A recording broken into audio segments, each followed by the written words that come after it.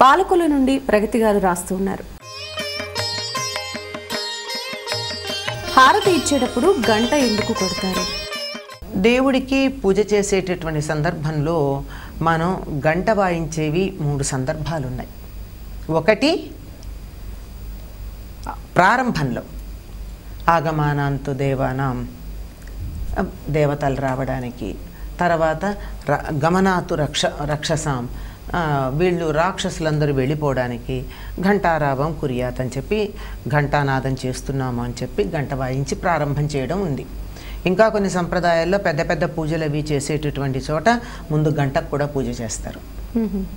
పూజ చేసి దానికి గంధము అక్షతలు, ఎందుకంటే గంటకు పైన అయితే నంది కానీ లేకపోతే హనుమంతుడు కానీ గరుత్మంతుడు కానీ ఉంటారు, వాళ్ళు పూజించేటటువంటి దైవాన్ని అనుసరించి.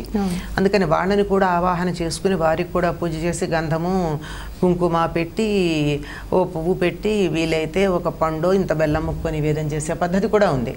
మనం నిత్య పూజలు అవన్నీ చెయ్యం, కానీ గంట వాయించాము అంటే రండి అని దేవతల్ని పిలవడం. అలాగే గుళ్ళోకి వెడితే కూడా మనం ఏం చేస్తున్నాం, మొట్టమొదట గంట వాయిస్తున్నాం కదా, గంట వాయించే లోపలికి ప్రవేశిస్తున్నాం అంటే నేను వచ్చాను అని అక్కడ చెప్పుకోవడం అన్నమాట.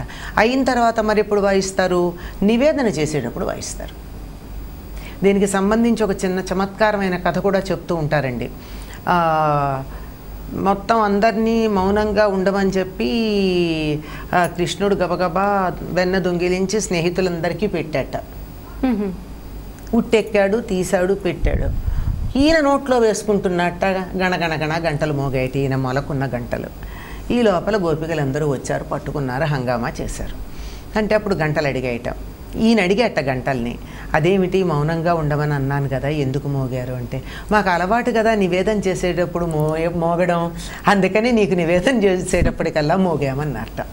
ఇలాగే మనకి తిరుపతిలో కూడా ఆ ఘంటారావం వినపడుతుంది. ఎందుకంటే చంద్రగిరి రాజు స్వామివారికి నివేదన అయితే తప్ప తినేవాడు కాదట, అందుకని అంత గట్టిగా గంట మోగించేవారు, ఆయనకి వినపడాలి ఇక్కడ నివేదన అయిందని. అలాగే ఆ తర్వాత చేసేటటువంటిది మంగళహారతి ఇచ్చేటప్పుడు, అంటే పూజ అంతా అయిపోయిన తర్వాత నివేదన తాంబూలం అది ఇచ్చేటప్పుడు మళ్ళీ చేస్తాం.